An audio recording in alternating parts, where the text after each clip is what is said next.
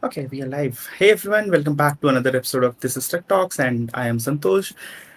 Jay is on leave for a few weeks, so he'll be joining us later this month in one of the episodes. So uh, today we are actually going to talk about backend as a service with Haimantika and Aditya. So thanks a lot for joining us, Haimantika and Aditya.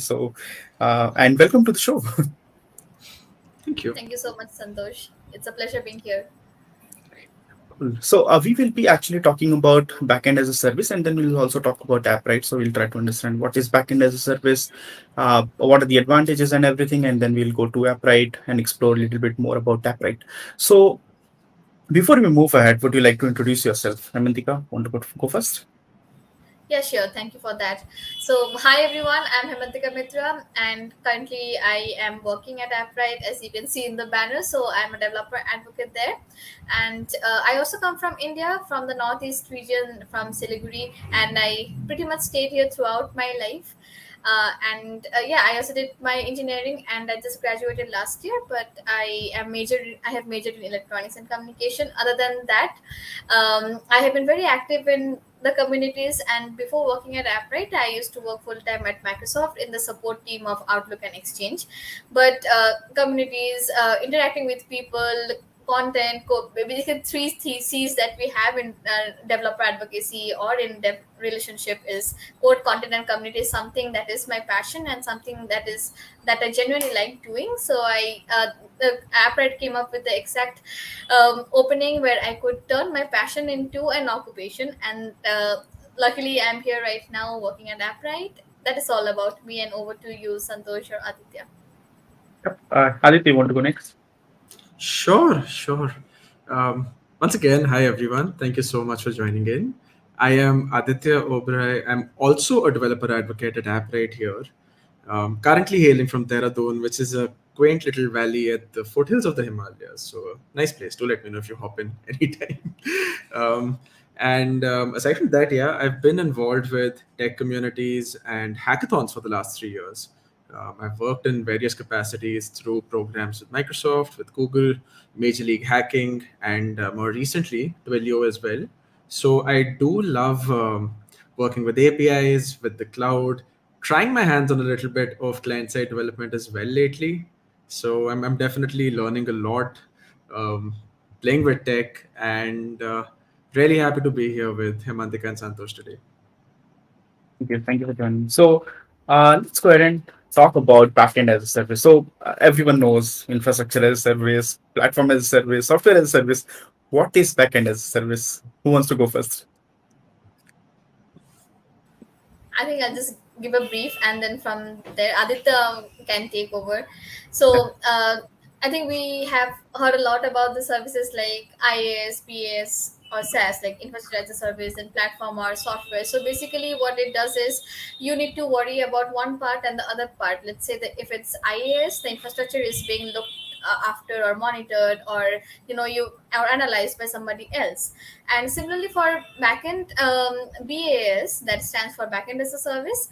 All it's a very helpful tool, especially for developers. So if you're building something, the only thing that you need to worry about is the front end, and the back end is on us or any providers that is helping you with the back end. So these services, they'll monitor the back end for you, and all the difficult stuff, I'm not sure if it's difficult for everybody, but all the back end stuff is being provided from us. And so basically it's easy to integrate, it's time saving, and all the backend needs that you have is being held or monitored or analyzed by somebody else or a different provider. And in the future we'll talk about app, right? So that also comes under backend as a service. Aditya, you want to add? Sure. I mean, a lot of that made quite a bit of sense, of course. A big reason why backend as a service platforms really came up is because, if we look at software development in modern times, think about how many potential technologies, stacks, options we have to choose from, right? I Right. mean, if you look at front end development, for example, think about the number of frameworks we have and the rate at which they're growing at this moment. And similarly with the backend, I have been a .NET developer. There are so many people working with other stuff like Ruby, Java, Kotlin, Dart. There's an unbelievable number of options that you have, and it's honestly it's just getting more and more difficult as you go forward, right? I mean, with software development, 20 years back, you would be working on certain maybe static pages and with HTML and CSS, and think about how this world has progressed from there. So in today's world, software development isn't as easy as it used to be. Aside from the complexity, of course, there is then the another other worry around security and privacy. And in all of this, while to have a platform that lets you just focus on your application and maybe not worry about redundancies that may not impact your core business logic, like authentication, for example. uh, you know it's definitely a big advantage to developers, right? To have this sort of an offering. And the best part is that I think BaaS services, in my opinion, fall somewhere between your conventional PaaS and SaaS. So while it is a kind of a software that you have as a service, it is one that will let you build on top of it. That is the intention. So in my opinion, that's the sort of place where it falls within. So that does enable a good ease of use for a lot of people, as well as a high amount of access to these services, right? Mhm. So, of course, I mean, so in case there is any platform, there are some advantages and there are some limitations as well. So, what you think are some of the advantages and what are the some limitations of backend as a service? I think we touched on a few advantages, Yep. even earlier, right? Yep. Of course, right? Like it's making software development easier. You're focusing on your application, not worrying about quite a few aspects of business logic. So it does save a lot of development time. It lets the platform worry about quite a few aspects of complexity, whereas that it takes a lot of that pressure off your plate. Um, Plus, with most backend as a service platforms, they do have a variety of SDKs and options available. So you can really they are trying to be more language agnostic, so you can work with platforms and technologies you like rather than being forced to anything specific. I think a Mhm. couple of cons, in my opinion, become that, of course, if you're writing your own custom APIs, you can tweak them to your exact use cases, whereas these are created from a more generalist perspective. So there can be some areas where customizations may not be available. um, Sometimes, yes, some platforms can enable a little, some platforms aren't able Mhm. to. Similarly, another concern that comes into place is, well, privacy, right? Privacy of your data. It's the same as with any other PaaS or an infrastructure as a service platform. You are essentially giving control of your information to maybe another entity, right? At least if it is a a service that is being provided to you, that is hosted by the other entity and being provided to you, you do have a privacy concern that comes into place. Haimantika, you want to add anything? Yeah. I think Aditya has very well covered all the points that I wanted to touch upon. And like he mentioned that one of like a major con that, not a major con, but I think the con that he looks at is customization, and even I agree to that. So when backend service comes to play, there developers might complain of the lack of flexibility, or a lack of customizable properties as well. But I think that solutions these days, they are working to make such tools more developer friendly, so that customizations and flexibility can be there. And I think the pros, like he mentioned, he has covered everything, be it time or even cost as well. Let's say if, especially if we were to develop something, let's say if I am a small team, it's only 2 or 3 people and we are trying to build something, so having a team of front end developers and back end developers, just developers, that would have some cost, and also building things from scratch. But if I were to handle the front end part, and some services would help me handle the back end part, that would not only help me in reduce the complexity, reduce the time frame, but also save me some money. So yeah, that's all that I had to add.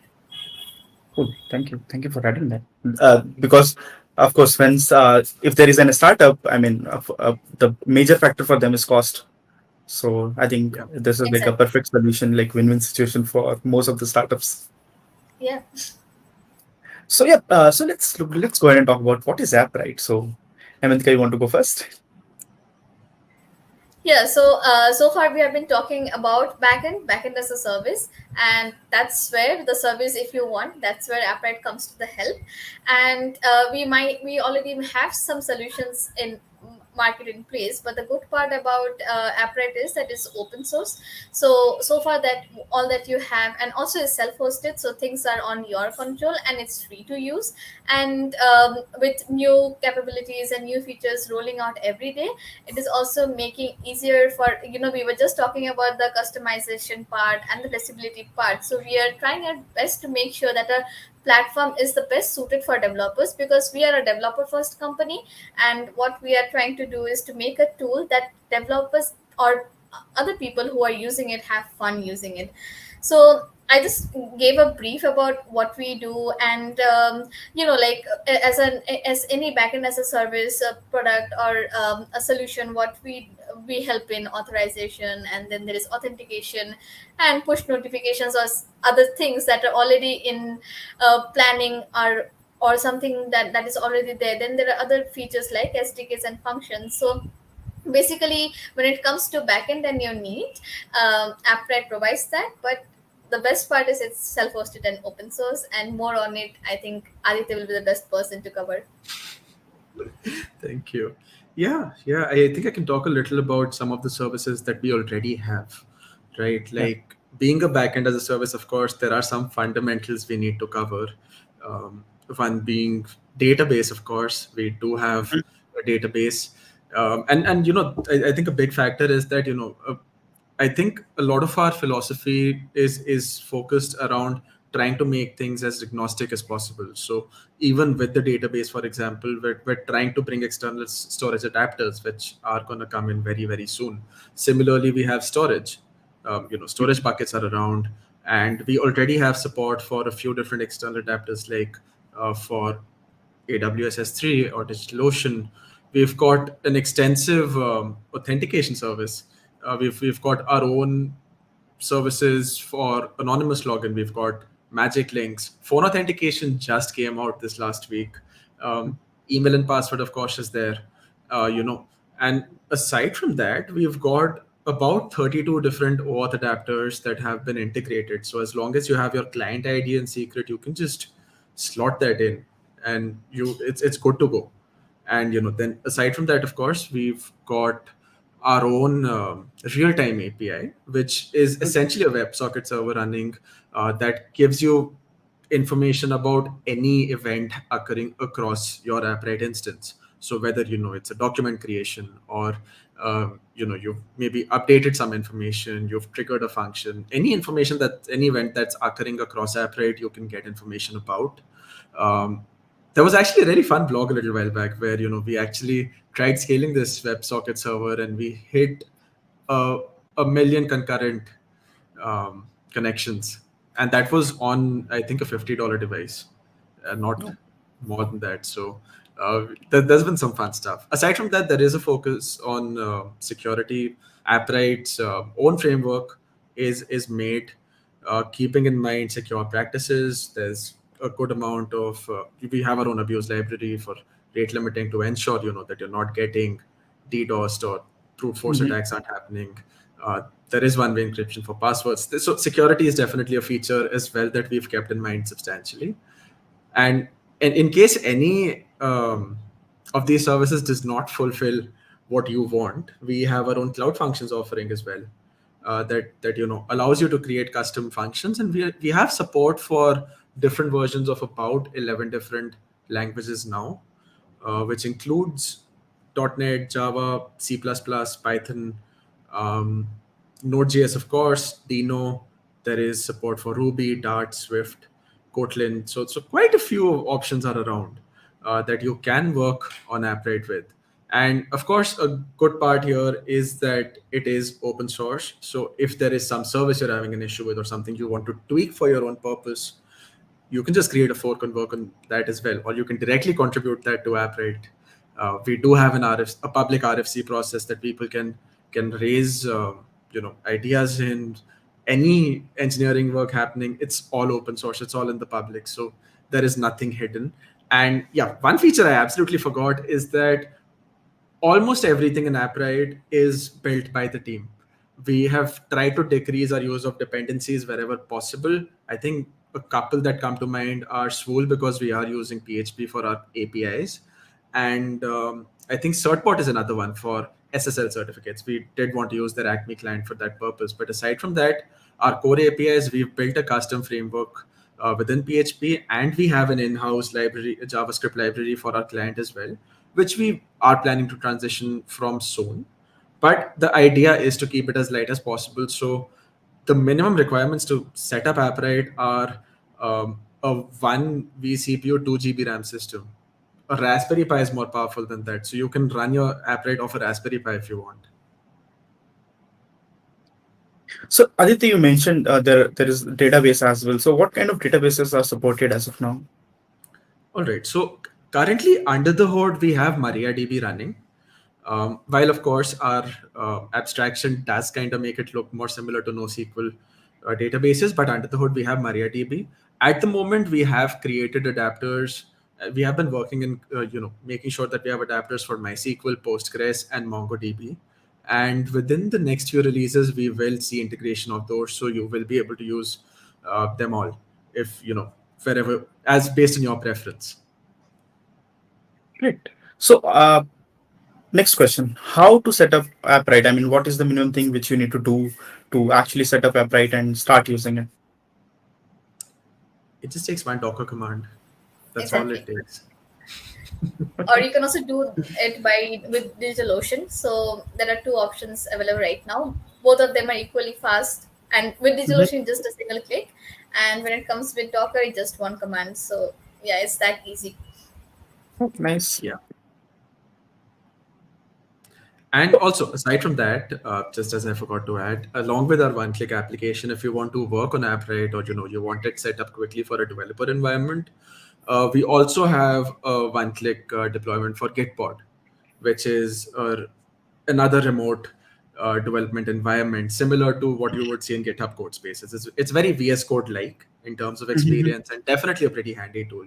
We do use quite a lot of it for our engineering work as well from time to time. So it's definitely a very handy tool. And both of these one-click applications can be found in the Appwrite documentation. So you don't have to search too far, or go out on Google and figure out how does this happen. Yeah. Good. So I mean, so using Docker, of course, I can actually like self-host the entire Appwrite within my environment, right? That's possible. Okay. So is there any like Appwrite supported on-premises solution which you also have probably for enterprises? Of course, it won't be for everyone, but is there any offering for enterprises? Because most of the enterprises don't want to actually have an overhead, right? So is that possible? Agreed. So at the moment, we are working towards our very first cloud beta. That is something that has been on our roadmap, and considering the timeline, we should have it sometime later this year.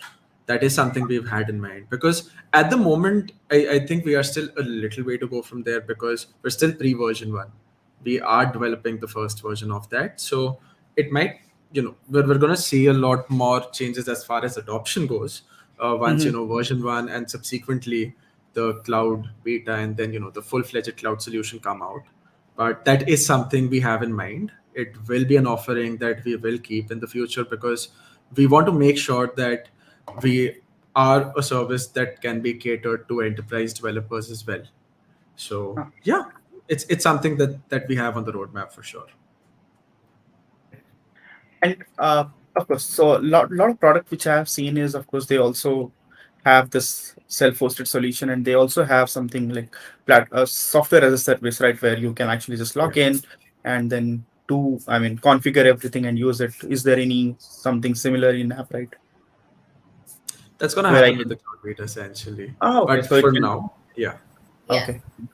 So it will enable both. At the moment, though, with self-hosted, that's something that's been available from the beginning, and Mhm. it does have advantages, if I'm honest, because there are quite a few markets. Like for example, with Europe, with GDPR right now, there are certain services that cannot be used right in these markets because of privacy regulations. But Appwrite does come into place there. Similarly, there are economies where we've seen more adoption because Appwrite is light. You don't need to spend way too much on your hardware, and because the self-hosted version is free and will remain free forever, we're not going to change that. It does save a lot. It becomes a very economical option for a lot of developers. So there are economies which are seeing benefit from that as well. So I think I'll there just is. steal a minute from Aditya. So he just mentioned about the cloud release, and that is coming up probably in the later this year. And as he mentioned, that the self-hosted version will. So our base is open source; it will remain free and open source forever. But for the cloud version, I guess so we still have an option where people can sign in and get free credits for early sign up. So this is something that I Yeah. thought worth of mentioning. So for people who are trying out Appwrite and would love to try that when the cloud version is released as well, we have free cloud credits that is available for early signups. Yeah. Nice, that's good.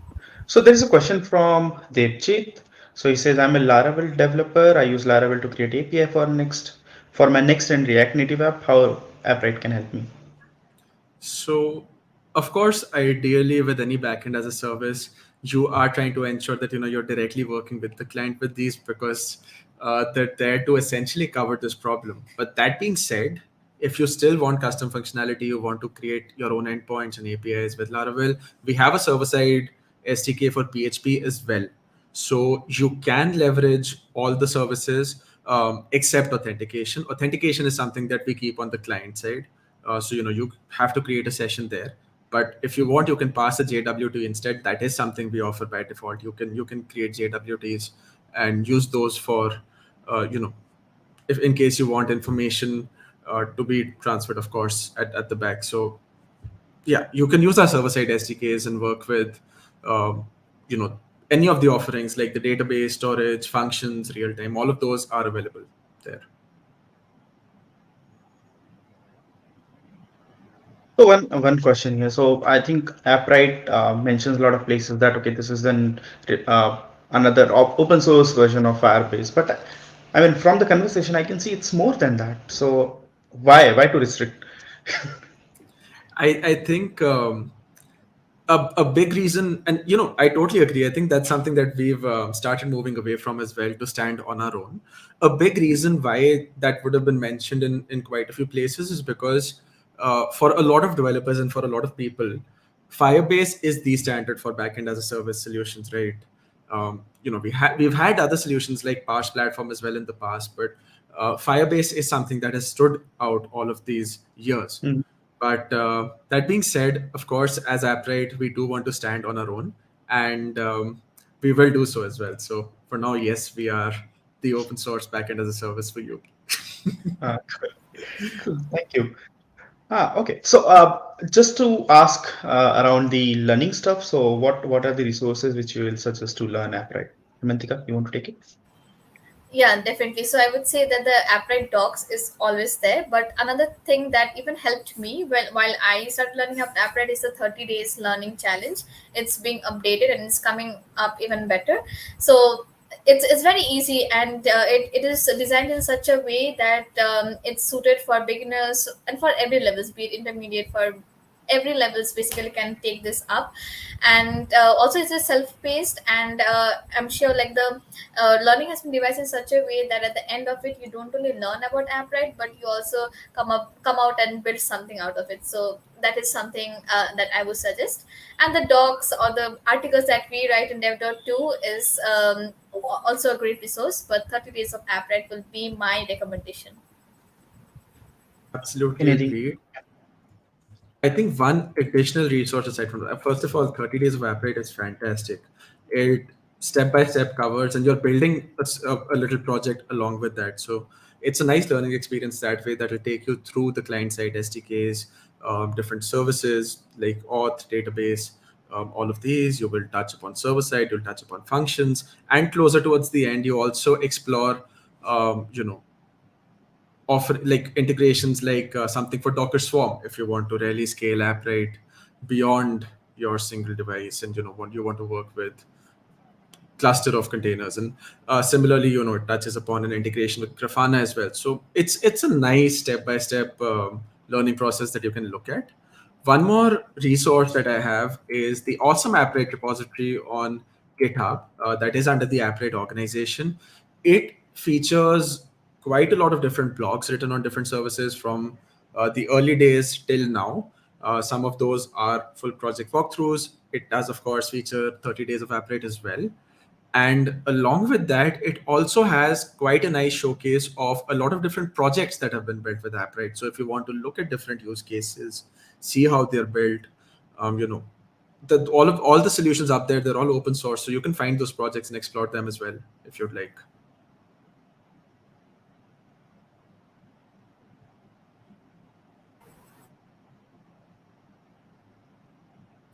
I think Santosh, you're on mute. Yeah, you're muted. Sorry. Yeah, I just let me. So there is another question from Devjit. Will Appwrite Cloud have a free plan similar to Firebase? So I think, yeah. So Devjit, as Haimantika mentioned, you can apply for free credits, Exactly. and you can get onboarded. So you can just sign up as of now, and once it is released, probably you'll get some credits. Yeah. Right. Cool. So, yeah, we have reached at the end of the session, and next question to both of you. If you want to promote anything you want to on this channel, it can be anything. We have already promoted Appwrite. I mean, we have been talking about it, so it can be your personal stuffs or anything. You want to promote a new movie? You go ahead. I think I'll promote a book that I recently read, and it's very nice. So I'm not sure how many of you have read about it, but it is a Whistleblower, and it's by Susan Rigetti. So Susan Fowler, then when she had written the book, it's a very nice book, and I guess everybody who is, especially people in early career, must read it. So this is something that I'm not promoting, but something as a reader I recently read and I loved it. So something I'm really suggesting. Yeah. Oh, that's pretty What? nice. Yeah. Yeah. I think I have a little plug if I'm honest. Yeah. So I actually recently started my own newsletter. Very fun, catchy title. It's just another random community newsletter because I think there's so many flashy titles. We keep it simple, right? And it's just the start of this. I honestly don't know how far it's going to go, where it's going to go, but I'm having fun with this right now. So yeah, it'd be nice to have a few folks maybe check it out. Like, you know, we just had our second issue come out, but that second one's been a little hard hitter, if I'm honest. It's around the entire FOMO issue within communities and how that's driving people to just chase and disrupt this sort of a presence. And, you know, maybe people, I think it's just it creates an unhealthy scenario. And that was the latest issue that it came out on. And I've tried to describe, in my opinion, where the problem is and how people can kind of move forward from this. So it would be nice for a few folks to check it out, and you know, let me know if you have any feedback. I'm always open to feedback. I love feedback, whether good or bad. In fact, I like the bad one more because very few people actually give that. So yeah, be nice to have some folks checking it out.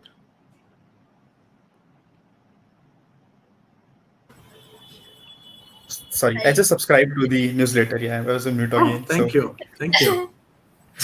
Cool. So Yeah, thanks. definitely. Yes, Haimantika. I'm just saying that his newsletter is really nice, and the topics that he's touching upon, especially people who are active on the community, must check it out. Yeah, cool. Yeah. So thanks a lot again, Haimantika and Aditya, for your time, and thanks a lot for joining. I think we spoke after a long time. I have never met Haimantika. I mean, I know I met Aditya because Yeah, he said he was at one of the conference, and I don't remember it basically. So looking forward to meet both of you again sometime in future, and yeah, probably have a coffee or have a long talk. Because believe me, whenever we meet, so and whoever I meet, actually, I never talk about tech. So don't expect me to talk tech I generally just talk about life, how it's going. So you won't be bored for sure. I And love then, that, honestly. You need a yeah, little bit of real world around, and it's It we should be. definitely necessary. have So another channel that says this is life talks, where you record the talks that we have about life whenever you're meeting people. Yeah, that's a great idea. But yeah, I'm not traveling that much right now. But yeah, that's a good idea for future. Definitely. yeah, it's a nice podcast. If you know, I can see that happening, and I can imagine people, a lot of people tuning in for that. Yeah, that's great. So yeah, thanks again, and probably it might be your dinner time, or you might have done already your dinner. So I'll not hold you for long. But thanks again for joining, and thanks again for everyone for listening. And we will be back again with another episode next week. And we are going to talk about so it's about Strapi, which is again another uh, framework which is available, and yeah, we'll talk about that, how you can use Strapi in next episode, next probably next Thursday or Friday. But yeah, keep and watch on our Twitter handle. We'll announce it soon. So thank you again, everyone. Bye bye. Thank you, Bye and bye. make sure to subscribe.